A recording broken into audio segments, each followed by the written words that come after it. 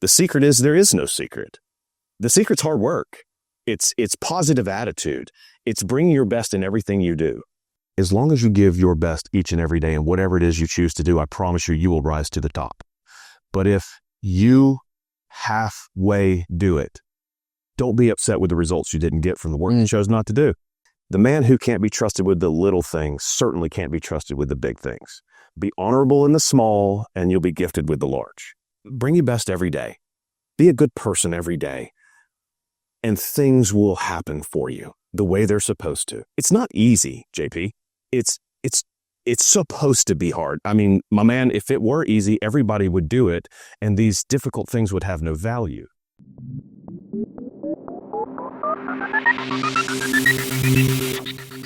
Welcome, Corey. Thank you for being here in the Dreaming to Compete podcast, where we own our dreams by competing and compete by owning our dreams. Thank you for having me. I'm proud to be here. No, I'm glad you're here because with all the conversations we've had, it's always super interesting to talk with you. The questions you ask and your pathway, the businesses that you had, the entrepreneurship path that you had, it's super interesting. And I think that just getting out there for more people to learn, it's great. Well, thank you very much. I'm glad to be here today. Happy to answer any questions you might have. And if I can, I'll want to be helpful. That's great. So other than Georgia Boy Properties, what businesses have you owned right now? That's your only business. Currently, it is the only operating company that I've got. We are a commercial landlord. We own a portfolio of commercial properties around the North Georgia area, and we're actually in one of them today. So proud to be here and proud to be with you. I don't come from a background in real estate. I actually come from a background in service companies. As I was sharing before we started the podcast today, my father started a pest control company a couple of years before I was born. So I was very fortunate to have a front row seat to entrepreneurship. I saw in my father all of the attributes necessary to become successful. And as a young man, many, I took that for granted. Like what attribute? Gosh, that's a great question. And let me answer the first question that you asked, and then let's unpack that just a bit. So starting out early, having that role model in my life for entrepreneurship set me on a path that would lead to business ownership for myself. So I went off to college and I got a business degree is how it began. After college at University of Georgia, go Dogs, started with a family business. And after about 10 years of serving in every role the organization had, everything from administration, fieldwork, sales, all the way up to chief operating officer. In the pest control. In the pest control company, which was called Peachtree Pest Control, by the way. The still function? Peachtree Pest Control is still a business. I sold the organization to a multinational firm back in 2021, shortly after COVID. Mm-hmm.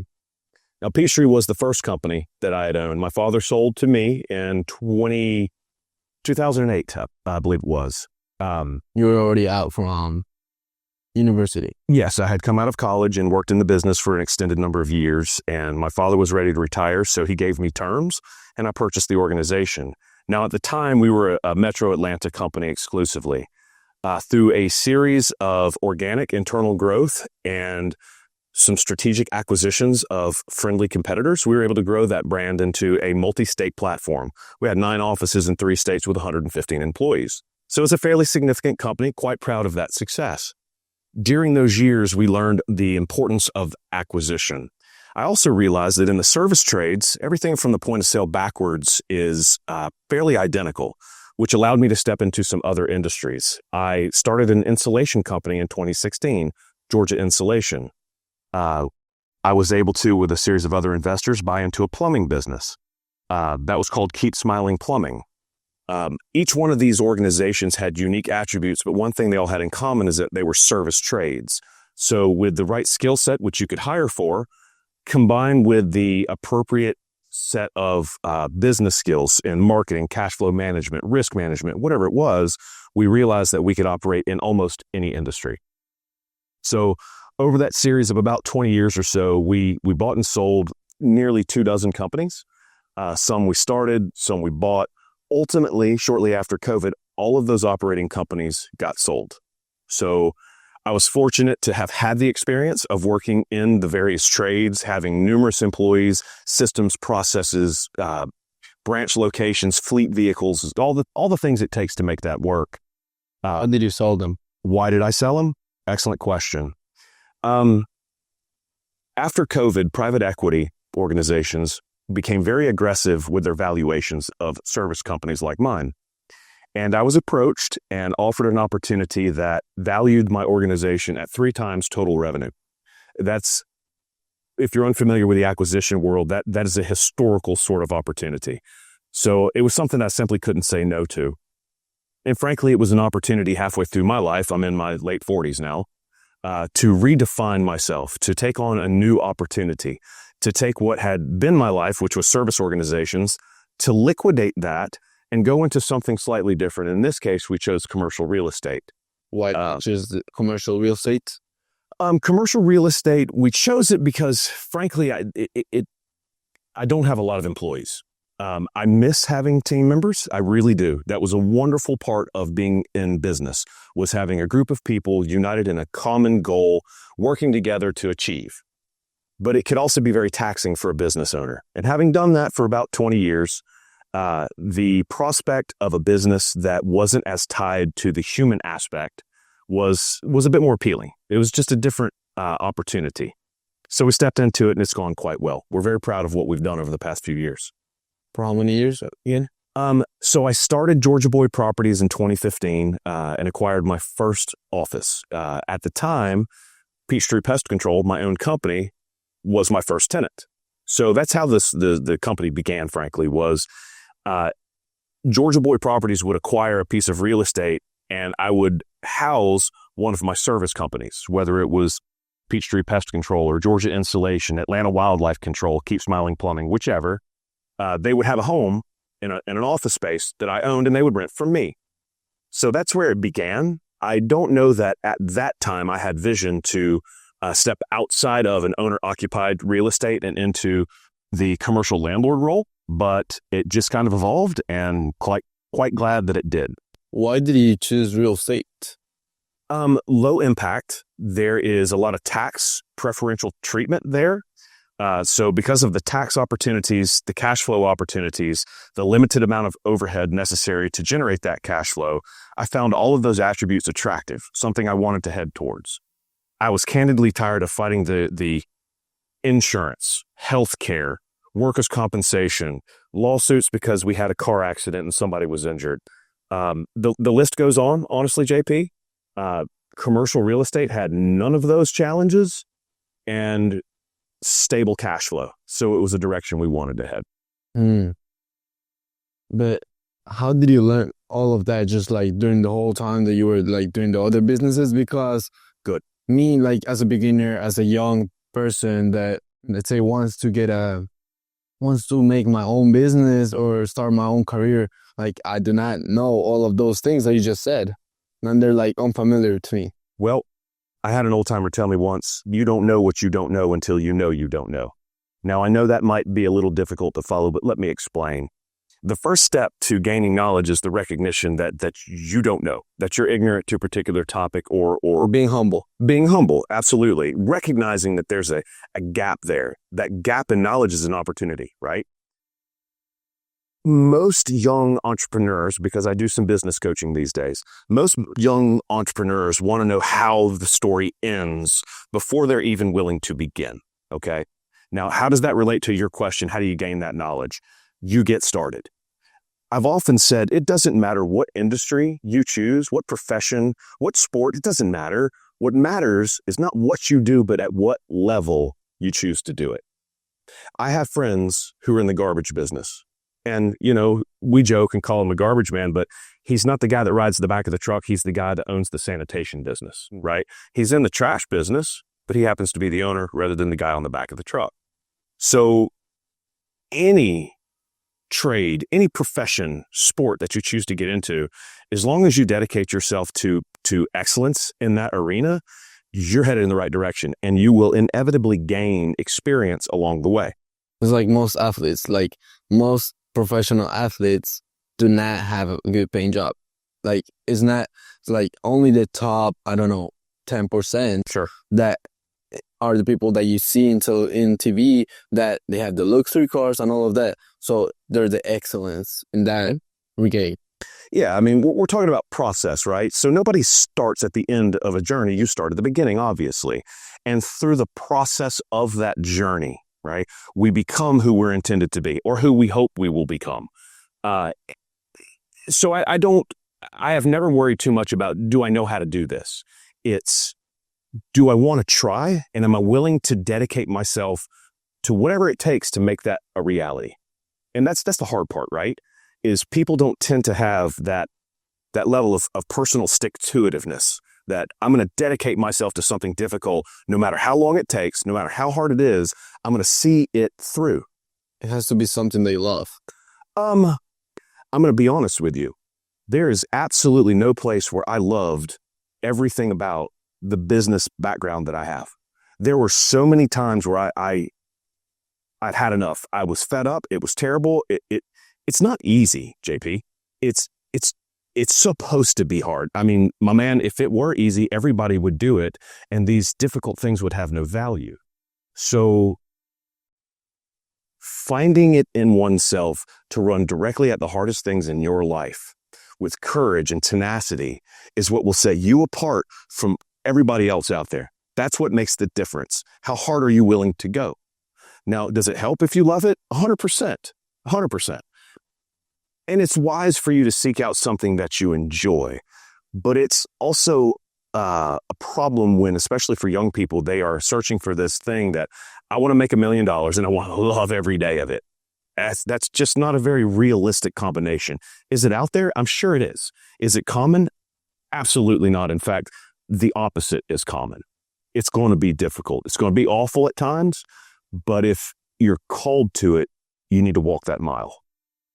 Gotcha. So why did you went through this route? So like, Why did I do what I've done? yes, just when you just saw the opportunity. I understood the potential. I'm an A personality guy. I'm a driver by nature. I recognized that I would never be completely content working for someone else.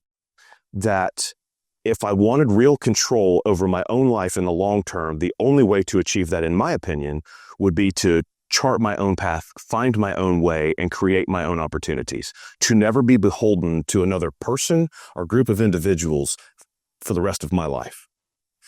So I faced the difficult and daunting task of business ownership and entrepreneurship. It's not easy. In fact, it might be one of the most difficult things there is to do. It could be harder. It's harder than being an employee. In its way, for sure, it's harder. Your risks are higher. You know, if you fail as an employee, maybe you lose your job, but you just go get you another one, right? There's no shortage of employment opportunities if one looks hard enough and long enough. I like that. But the premise of there being no backup plan, no parachute, no security net, it's all on you every day, all day, okay, is frightening. It's not easy. And the vast majority of people can't or won't take on that opportunity and challenge. The ones that do, they're a special breed. And they end up in places where the average person would find envious. But they earned it in most cases. So how do you think you earn this? Daily. It's one day at a time. You don't go after business ownership and entrepreneurship because you're looking for an easy life. You know, I've heard it said that an entrepreneur is a person who will work 80 hours a week so that one day they don't have to work 40. And that's the truth right there. You're going to spend 10, 15, 20 years of your life grinding away, and there'll be no balance. You know, I hear from young men and women that I do business coaching with that they want balance in their life. Well, great. Who doesn't, right? What a wonderful thing. But that's the sort of thing that comes with time. You don't start in the early years, in your 20s, and maybe even your 30s. Business ownership is not balance. It takes 100% of everything you have all the time, sometimes more. So it's hard. And like my uncle tells me, like when he was an employee, he used to work from Monday through Friday. That's it, from 9 to 5. Now, like he owns his own business, he works 24/7. Yeah, especially in the early days, that's the way it goes because you don't generally have a team of people to rely on. It's possibly you, maybe a handful of others, but there's a lot more of that daily operational responsibility that falls on you as the owner's shoulders. So it's very difficult. It can also be quite lonely, candidly. My father used to say it like this: "Son, the captain of the ship can't run around screaming, 'Oh my God, we're all going to die.' That doesn't elicit a whole lot of confidence from the sailors." What he means to say by that is if you're going to be the leader, okay, there are going to be things, difficult topics that you're going to have to keep on the inside, that you're not going to be able to share with the troops. Take COVID, for example. When COVID hit in March of 2020, I had 115 people look at me, my employees, and say, "Boss, are we going to be okay? Are we going to have jobs? Are we going to have paychecks? Can I feed my kids?" That's a hell of a responsibility. The average person is not cut out for that. And when that team looks at you and says, "Are we going to be okay?" you look them dead in the eye and you say, "Absolutely, we got this. Let's go take care of business." And you better mean it when you say it. Mm. Because those people need to believe in something. They need to be able to believe in you. And it is disrespectful for any leader not to take that role of responsibility very seriously. You don't deserve it if you can't stand up and take accountability for it. So what's the most important virtue that you would say a leader needs? What's the most important attribute of a leader? Yes. Gosh, it's man, I don't know that I can answer that with any one thing. Every situation that a leader finds him or herself in requires a unique response. You need to be a good communicator. I think that's a cornerstone. Persuasion is a big part of it, and that is a function of communication. Building rapport, establishing interpersonal communication and trust. That's a very important aspect in my opinion. You got to have work ethic. You have to be able to stare into the abyss, as Elon Musk likes to put it. If you don't have the backbone for it, you'll probably crumble under the pressure. You'll come up with well-crafted excuses not to do what's necessary. So you're going to be an exemplar, because if you don't work, then how are you, the people that are following you are going to work? Absolutely. The leader sets the example. And the best leaders get involved. They're not the type of person that says, you do this, and you do this. I'll agree, there's a place for delegation. The leader can't do everything, of course. It takes a team. However, teams respond best to the leaders who are involved in the day-to-day. I think it elicits respect, and that goes a really long way. If your team doesn't respect you as a leader, you are ineffective. And respect is the sort of thing that you have to earn. How do you earn it? It's different from person to person. The basics, right? It's the same thing. Look, here we are in a gym today. The same things that make you successful in a gym make you successful in business. How you earn respect of your teammates on a football team, soccer team, baseball team, whatever, it's the same way you do it in a business setting. You bring your best every day. You don't slack off, right? You perform in a way that is up to the standard that you would have set for yourself and others. You don't ride on the shoulders of those around you. You pull hard with the rest of your team. And I think when teams, whether it's sports or business, see a leader who has that personal accountability, they respond well to that. They want to be a part of that. And that's where you build rapport and team mentality. And through that team mentality, you can conquer just about any obstacle. Mm. So you were talking about Elon Musk. What are some of your favorite leaders that you follow? Man, it's hard to choose any one particular leader. In the modern era, I like Elon for a lot of reasons. I think he is one of those kind of guys that is willing to jump in there and get his hands dirty, and people respond well to that. I would tell you one of my favorite leader examples would be John Maxwell. John Maxwell's an author. He wrote one of my most favorite leadership books, The 21 Irrefutable Laws of Leadership. I commonly recommend that book to my students through business coaching. I've read it myself, 10 times over the years. There's a lot to be gained from it. And although there's some repetition there in reading that book over and over, it's a quality reminder that those those attributes, those 21 irrefutable laws, are universal. And they apply to business, they apply to sports, they apply to interpersonal communication, relationship building, marriages, the list goes on. We live in a world full of people. We are immersed in this.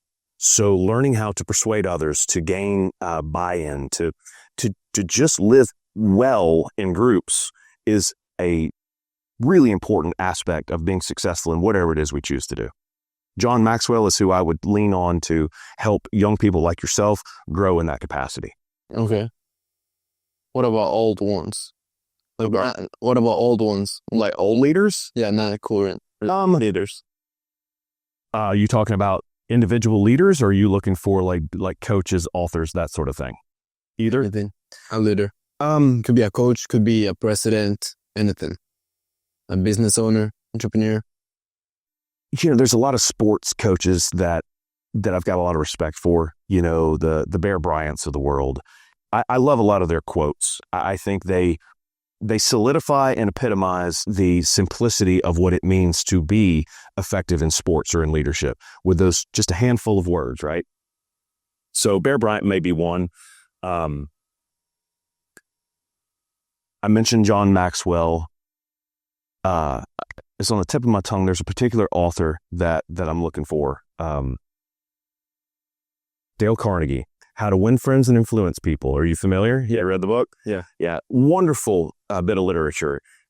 He was one of the foundational authors that helped really put to word the practice of leadership. You know, How to Win Friends and Influence People is one of his early works. And it was really influential in my life as I read it when I was in my early 20s, the first time I read that book. And it was about the same time that I really found myself in a leadership role.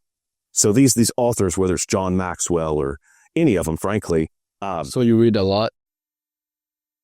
Not as much as I used to, candidly. I probably should. There's great value in that, but I find my time used in other equally as helpful and creative ways. So, but I would strongly recommend, especially to the young folk, that there are immeasurable benefits in learning to love to learn and leaning into some of the literature that's out there to help you grow. You can learn a lot, like from just a book that has 300 pages, learn like 20 years of work. You can. I'll tell you though, at least in my experience, it's one thing to hear it. It's another to implement it, right? So just because you've read it doesn't necessarily mean you've mastered it. The mastering process has everything to do with its implementation. You know, taking what you've read and putting it into practice over a period of time, learning and altering your course as necessary to achieve the goal that you've set out. So going from theory to practice to mastery. 100%. That's where the magic is, right? Anybody can read a book, but can you take what that book has discussed and put it into practice? That's where the real magic is. How can you do that? Trial and error, frankly. You know, that's been my experience. You're not going to be good at a thing when you start, whether it's leadership, basketball, any of the sports, right? Nobody starts at the top of the game. You start, like you said earlier, in a very humble way from the beginning, and it's ugly. But over time, you certainly gain experience, education, prowess in whatever chosen field you've gotten into. So what do you think stops people from going that path? Themselves. We are generally our greatest obstacles in life. It's not the world. It's not, you know, the unfortunate turn of events that you think you didn't deserve. You know, you probably didn't deserve it. The world's not a fair place. It's difficult. It's hard. And in those hard moments, the average person comes up with a well-crafted excuse to convince themselves to give up. And you'll hear things like, I don't think that's for me. I just don't think that's my calling. I must have some other calling. Maybe. I mean, I can't tell you what your calling is, but I can tell you that if it's hard, if it's difficult, and yet somehow you seem to be kind of good at it, that's your calling. It's not supposed to be easy. There's nothing about your calling that's convenient, ever.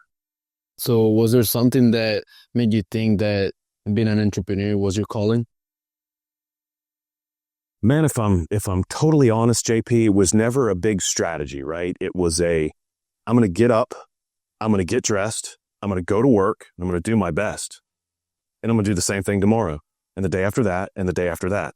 I'm going to give my genuine best at what I have chosen to do. Now, I can't tell you that I'll do it forever. I will tell you that I will do it today to the absolute best of my ability. And if you take that to work every single day and do everything you can at your absolute best, then doors have a tendency of opening. And I can't tell you in advance what those will be. I can't tell you, like, if for you, whether it's in what we're doing here today, whether it's in data analytics, as we discussed before the camera started, there's all sorts of opportunities. As long as you give your best each and every day and whatever it is you choose to do, I promise you, you will rise to the top. But if you halfway do it, don't be upset with the results you didn't get from the work you chose not to do, right? We talk about that here in the gym, don't we? Yep. The exact same principles apply. You've seen it in your own physical fitness training. You have two people in here. One of them is working hard, and you can tell it. They're bringing everything, and the other's making excuses. They're doing an extra reps. That's right. Like missing one. And the one that's missing the reps, you're having to count that person's reps, right? How we do anything is how we do everything. The person who brings it and leaves it in here and does every single rep without you having to count is the same person who's successful in the rest of the world. But the guy who's over here cutting corners, he wonders why. Why can't I get ahead? The world must be out to get me. This isn't fair. I was meant for greater. I don't understand why greatness just hasn't been bestowed upon me. It's because you didn't earn it. The man who can't be trusted with the little things certainly can't be trusted with the big things. Be honorable in the small, and you'll be gifted with the large. Oh, wow. That's powerful. Thank you. And listen, none of this is my wisdom, right? I simply regurgitate the things that either I have read or even learned personally.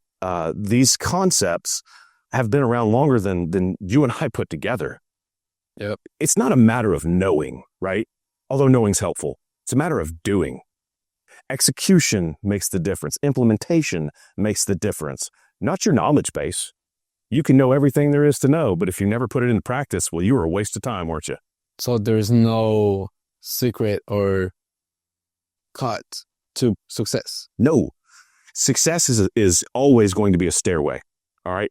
And it's nothing but straight up the whole time. Too many young people especially are looking for that elevator. In my coaching sessions, I'll get asked, what's the secret? The secret is there is no secret. The secret's hard work.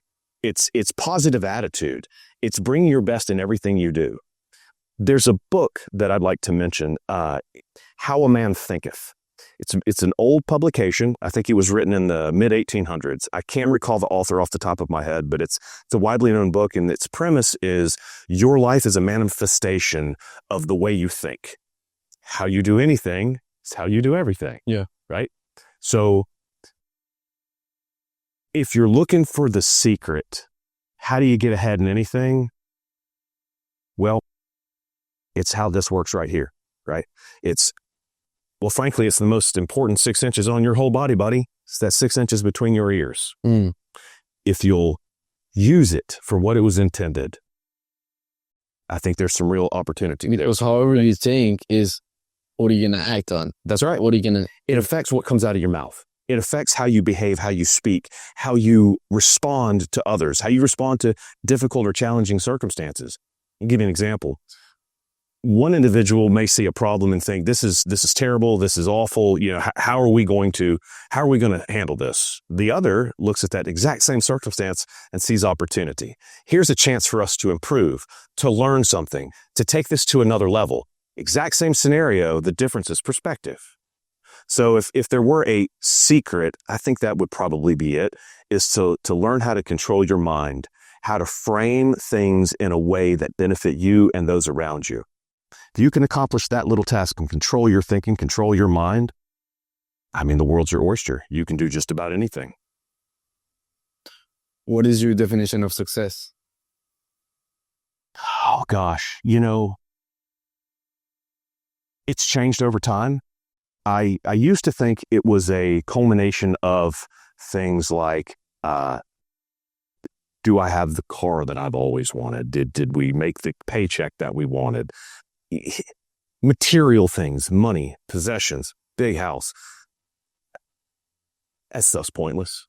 Now, don't get me wrong. It's hard to be upset on the back of a jet ski. I get it. Okay. Money is a helpful thing to have.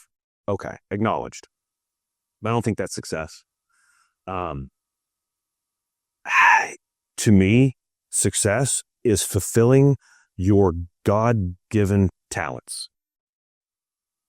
Becoming the person that you were intended to be. Fulfilling your role in life.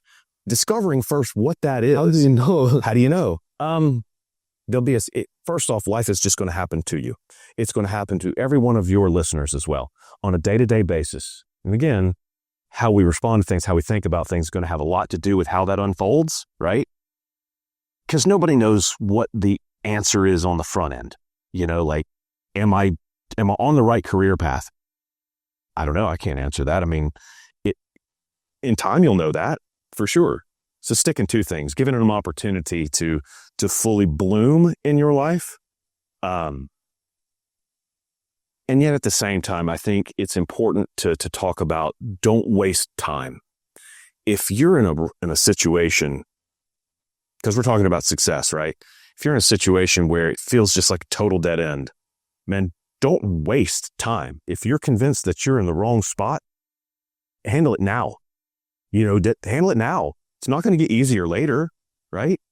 Difficult things compound over time. Because how do you know that you are pursuing the wrong thing? You don't know. The wrong goal, the wrong dream. You don't. Not in the beginning, right? You go into things with hope and optimism, and you give it your best. And then sometimes it just doesn't work out. And that's not always your fault, right? But you should learn from that. It's not a failure. It's a learning opportunity. Mm-hmm. So going back to the young entrepreneurs asking me, what's the secret? Man, I can't tell you what the end of the story looks like. I can only tell you what the beginning looks like. You'll figure out the end of the story in time. You're going to fail along the way. I can't tell you how many times I failed over and over and over, but I never let it stick to me. It was always, okay, let's learn from it. Let's get up. Let's move forward. So how do you know you're on the right path?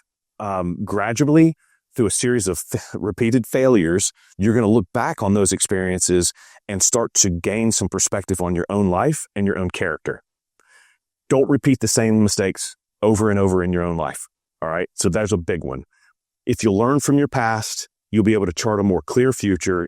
And over time, you will fall into exactly what you're supposed to do with yourself. God will find you, my man.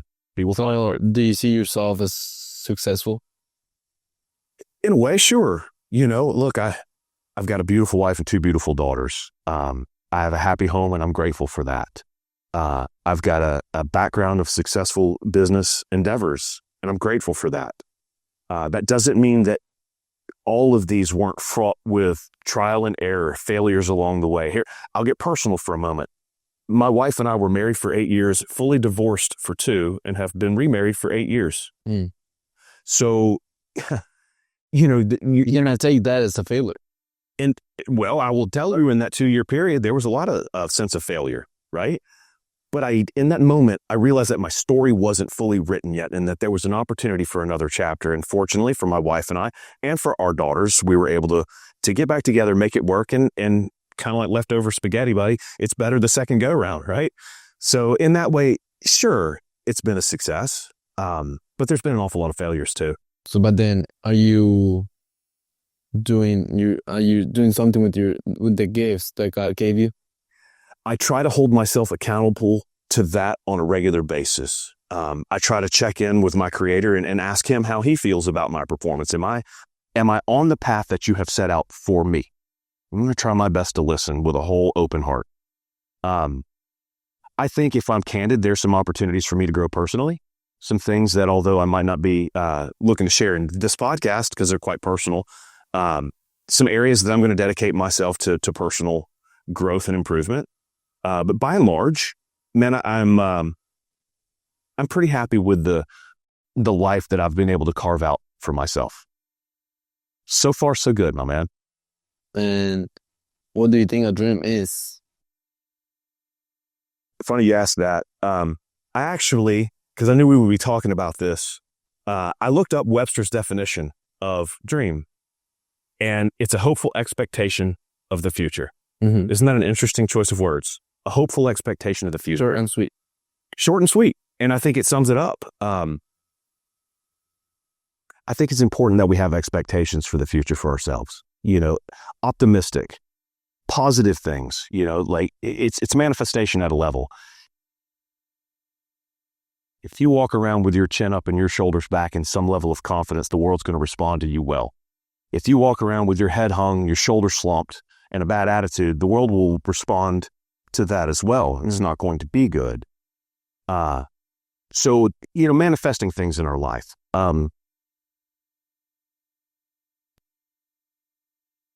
If I had to tell you what's that dream, living well, making positive impact in other people's lives, fulfilling my own destiny, living up to my own potentials, in a way that brings me a certain sense of satisfaction and completeness. What are your own potentials? What are my potentials? Well,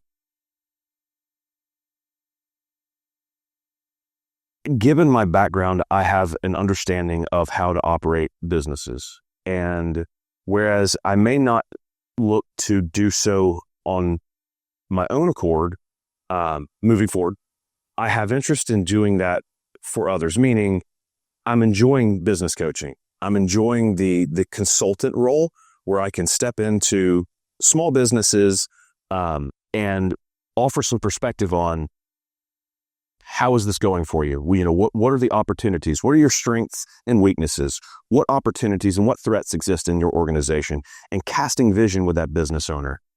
That's the part that I enjoy. It's the part I look forward to doing more of. Very similar to what we're doing here today. Helping young people realize their own potential and grow into the roles that God has set out for them in their lives. If I can do that, I would consider myself a continued success. Good. So now if we go back to the beginning of the podcast, what are those attributes that a leader needs? That you would say they learn that a leader... There was a number of them that we talked about earlier. To expand on that, I think patience is a big one.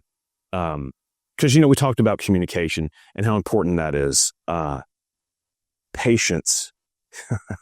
Not just patience with the circumstance for today, whatever that happened to be. Somebody did something, it caused a problem. Having patience for that person or that scenario in that moment to moment basis, that's important. But what I really mean to say is, as a young entrepreneur, allowing things to develop over time, not expecting everything to work out just like that.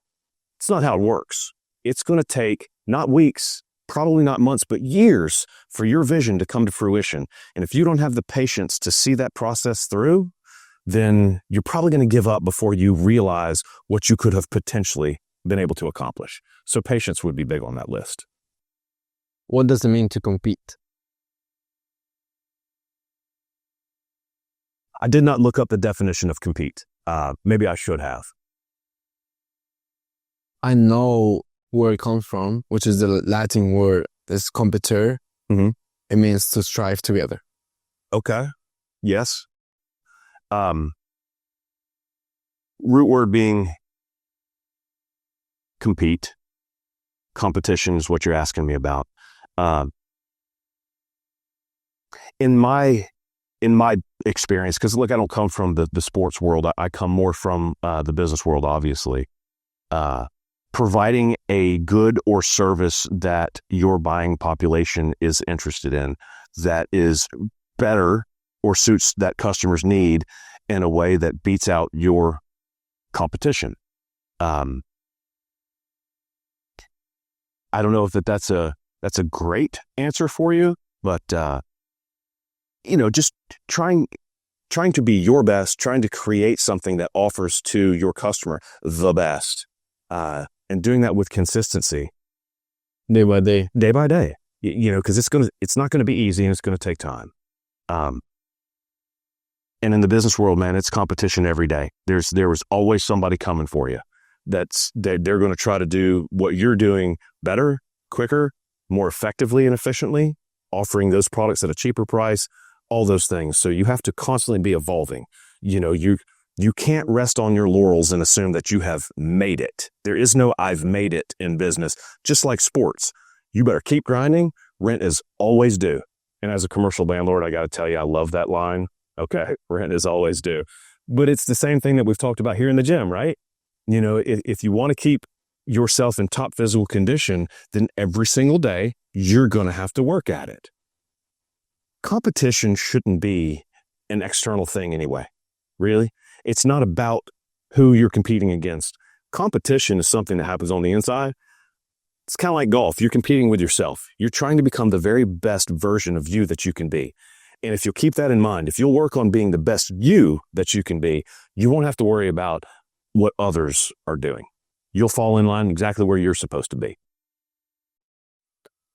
Where are you working towards now? You're focusing on Georgia Boy properties. Yes, sir.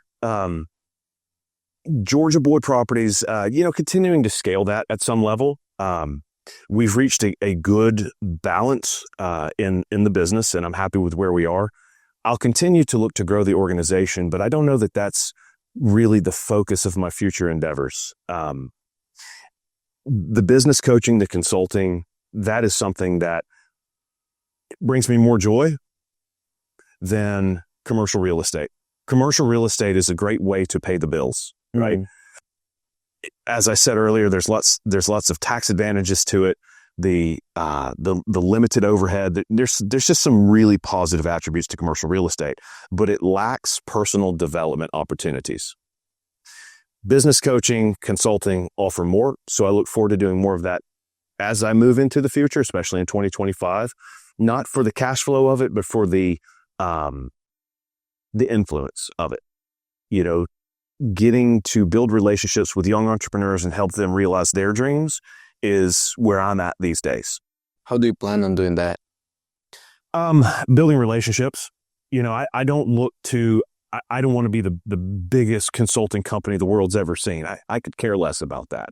It's really more about finding the unique opportunities to speak truth in life into other young people's world to help them grow. How do you find those? My experience has been they will find me. Just through a series of knowing people, things like this. It's like we were talking before the podcast. That's exactly how it happens. Somebody's going to see this podcast and they're going to say, I want to talk to that guy. Or not, and I have no expectation of that, but that's an example of how things tend to evolve. And you'll find that to be true in your own journey. Your professional journey will have twists and turns that you never saw coming, but it will place you exactly where you have always wanted to be, hopefully, but certainly where you're intended to be, where you can make the greatest impact on the world and the people around you. Well, and a big thing with that is just networking. It is. How do you how do you network? Yes. Staying positive is a cornerstone there, right? It's people want to be around folks that they enjoy. And if you've got a negative attitude, you're probably not going to have a lot of folks who want to hang out with you on a regular basis. So being positive gives you the platform, the opportunity to be persuasive, to meet people, to build relationships, to network. I've heard it said, Jesus can get you to where you want to go, but he can't drive a parked car, right? You're going to have to put your own ass in gear. You're going to have to work. Same thing with networking. He can help orchestrate the right meetings, but you got to get up, get dressed, and head out. You got to go to that meeting. With a good attitude. With a good attitude, with an open mind and good eye contact, appropriate body language, being interested in other people. One of the tenets that Dale Carnegie talks so very much about, being a good conversationalist, making great eye contact and asking open-ended questions to the person that you're talking to allow them to talk about themselves, not just out of arrogance, but out of a real curiosity in you to listen and to learn about the person that you're with. When you do that, you build rapport. When you establish rapport, you build friendships, and through friendships, doors open. So there's not some great big secret, not a I can't give These are the steps. Right. It's not necessarily like that. It's bring your best every day. Be a good person every day. And things will happen for you the way they're supposed to. The way they're supposed. You know, there's so many young people these days who live in a state of fear. Am I on the right path? Am I doing the right things? You know, the sense of I'm falling behind. I'm losing time. Oh my God, what am I going to do? Somebody please tell me what I'm supposed to do with my life. Man, nobody can tell you what you need to do with your life. But if you'll start doing the right things on a daily basis, okay, you'll be amazed at what happens. You know, if right now, your audience, somebody out there you're getting up at 10 o'clock in the morning, you're milling around the house, you don't even get on the internet to start looking for that job until 2 p.m. And then you put off the interview for days. Get up first thing, get dressed, you know, get yourself in a routine of doing right things on a regular basis, and it will begin to happen. Just like we talked about, mindset is everything. Because most of the time we know what is needed to get where we want. If you're lucky, you do. If you're lucky. Like at least okay, I might wake up early, be positive and look for jobs. But then you're looking for jobs, okay, you need to apply. Yeah, I know that. But then we skip those things. It's just like the gym, right? People say, oh, in 2025, I'm going to set a resolution. I'm going to get fit. And then they go to the gym for 2 or 3 weeks and it falls apart. And if they're honest, they can see that same pattern in all sorts of areas in their life. Because how you do anything, how you do everything, right? As a business owner, I used to ask people during interviews, tell me about your garage. What's your garage look like? And it was an odd question, right? But I believe that if you keep things in your garage, especially for men, if it's tidy, the rest of your life is probably tidy. Because how you do anything is how you do everything. If you're the sort of person who makes excuses to get out of holding yourself accountable for going to the gym, the same thing's going to manifest in looking for that job or looking for that next career opportunities. It's not complicated, man. How we do anything is how we do everything. It's simple. It is. But it doesn't mean that it is easy. In fact, it is of the most difficult things, especially as an adult. And it's one of the challenges that young people are faced with is there's nobody coming to save you. You will have to save yourself, okay?